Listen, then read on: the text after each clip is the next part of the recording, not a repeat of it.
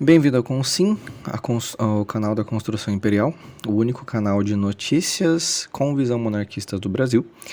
E vamos falar sobre o o encontro, né, do Zelensky com o Trump e alguns de seus resultados, né?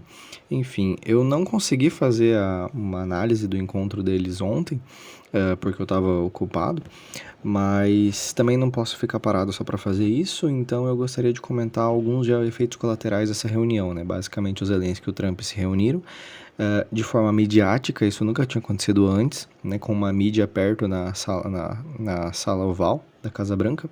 Isso não é uma coisa comum de acontecer, até porque o Trump fez uma reunião algumas horas antes com o Putin por telefone sem mídia, então aí já dá para perceber alguma coisa estranha. Todo mundo já sabe que o Trump ele foi eleito com um discurso pró-Rússia. Não sabemos exatamente o porquê, mas basicamente os dois, né, tanto na época da eleição dos dois, os dois eles eram um pouco a favor da Rússia e não queriam acabar com o conflito da guerra na Ucrânia. O Trump surgiu com essa proposta de acabar com a guerra, só que a gente não sabia como. Agora a gente está vendo como, né? No final das contas, né, os dois acabaram batendo boca, não chegaram num acordo. O Zelensky praticamente foi expulso porque não era grato por toda a ajuda que os Estados Unidos estavam dando para eles. E o Zelensky, mesmo dizendo que eles estavam comprando essa guerra, e esse inimigo em comum poderiam se tornar um inimigo dos Estados Unidos no futuro, o Trump basicamente estava dizendo que ele não podia dizer isso e que quem disse que realmente o Putin é um inimigo dos Estados Unidos. E dizendo se ele realmente queria a Terceira Guerra Mundial, né? Que o que o Zelensky está fazendo é fomentar a Terceira Guerra Mundial. Só que a gente sabe que há mais de 100 anos a Rússia sempre fica criando guerra com todo mundo. A Rússia realmente quer criar a Terceira Guerra Mundial. Então eu vejo pessoalmente que é um erro o posicionamento do Trump para querer que a Ucrânia ceda seu território ocupado da Rússia para a Rússia e que ele se contente com a paz, ao invés de realmente querer a vingança com o Putin, mas essa é uma decisão muito complicada por causa da bomba atômica, etc, etc. A questão é que o que o Trump fez com o Zelensky não caiu muito bem na visão internacional.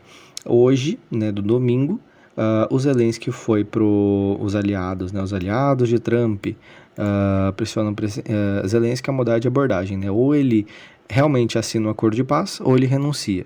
Né? Isso nos Estados Unidos. É um pedido, o Zelensky deixou em aberto, que ele poderia também pedir para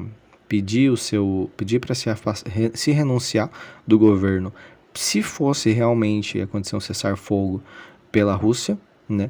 Mas ainda não sabemos. O que acontece é que hoje teve uma reunião em Londres com mais de 18 países da União Europeia se reunindo também com o Zelensky para decidir o que eles iriam fazer. No final das contas, a Inglaterra ela decidiu que iria continuar apoiando a Ucrânia e cedeu 2 bilhões de dólares como incentivo para que a Ucrânia continue com a guerra contra a Rússia, já que a Rússia é um inimigo em comum, tanto da Europa como da Ucrânia. Então, ao ajudar a Ucrânia a continuar com a guerra e a vencer a guerra contra o Putin, é a mesma coisa da Europa vencer a guerra contra o Putin. E se a Ucrânia acabar perder a guerra contra o Putin, a Europa acaba saindo perdida, acaba saindo derrotada também nessa situação. Então é uma coisa muito delicada. A questão é que depois desse bate-boca, né, uma das questões que estavam, né, no acordo que a Ucrânia ia assinar na sala oval junto com o Trump era ceder alguns territórios para os Estados Unidos fazer mineração. Então é um acordo de mineração com os Estados Unidos. Para quê? Para que os Estados Unidos ajudassem na reconstrução da Ucrânia.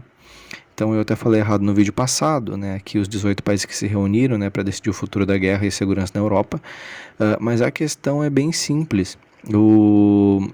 A Ucrânia ela teria que ceder uma parte de seus territórios, que tem um solo riquíssimo em minerais raros, para os Estados Unidos poder minerar, em contraponto, poder ajudar na reconstrução da Ucrânia. Mas esse acordo ele só seria assinado se fosse assinado um acordo de paz com a Rússia. Tem aqui um senador que diz que se não fosse assinado um acordo de paz com a Rússia, não faz sentido esse acordo de mineração, de ceder os poderes de mineração para os Estados Unidos. Ao mesmo tempo, a Europa continua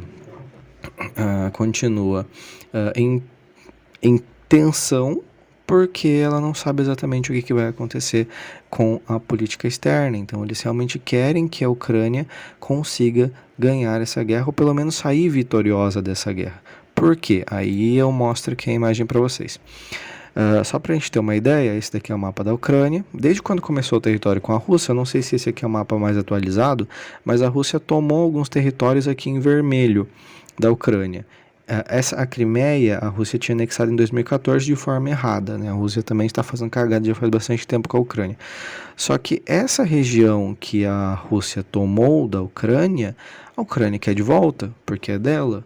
Não faz sentido ela abrir mão desse território em detrimento de uma paz, porque daí a Rússia sairia ganhando. Opa, o inimigo invade seu território e depois você aceita que ele invadiu esse território e quer que ele pegar esse território para ele. É como dizer para ele que da próxima vez ele vai poder invadir de novo. Então a Ucrânia sairia perdendo fazendo um acordo desse tipo, que é o que os Estados Unidos quer, que é o que o Trump quer. Por contrapartida, pelo que eu entendi, o presidente da Ucrânia quer o contrário, ele quer esse território de volta para eles. Se ele tiver esse território de volta, pode cessar fogo e teremos paz de novo. No final das contas, a gente sabe que quem está errado sempre é o primeiro que bate. Então a Rússia, que invadiu primeiro, já estava errada. Agora ela não tem condição financeira de continuar sustentando essa guerra e está toda a força querendo que a guerra acabe, só que ela não vai querer sair derrotada dessa guerra. Então não sabemos o que vai acontecer, mas a situação é essa. Em um Brasil imperial, a gente estaria dentro desse jogo. Nossa voz teria importância. A gente teria cacife para conseguir participar dessas discussões mundiais, sendo a favor ou contra algum lado, porque a gente é diretamente influenciado por isso também. Se a Ucrânia ganhar, a gente vai sofrer uma influência. Se a Ucrânia perder, a gente também vai sofrer uma influência. Então, quem ganhar e quem perder vai sofrer uma influência gigantesca no mundo, mas só que o Brasil não consegue participar disso porque a gente não consegue resolver nossos problemas políticos. Então, no geral, é vergonhoso a situação em que o Brasil se encontra na seguinte questão: nós somos um país gigantesco, com uma quantidade imensa de poder nas nossas mãos naturais, de produtos e etc, etc, só que a gente não consegue participar desses problemas porque a gente não consegue resolver os nossos problemas políticos. Então, se a gente não consegue cuidar da nossa casa, como é que a gente vai se meter no mundo inteiro? Então, esse é o nosso maior problema. Se fôssemos hoje um Brasil império, a gente estaria muito bem mais resolvido. Mas, infelizmente, não estamos. Enfim, o vídeo fica por aqui. Abraço para vocês. Comentem aqui embaixo se vocês tiverem algo relevante para comentar, algumas melhorias. Ou se quiserem enviar notícias para mim ou entrar em contato, podem mandar notícias para esse e-mail aqui abaixo na descrição do vídeo também. Abraço e até mais.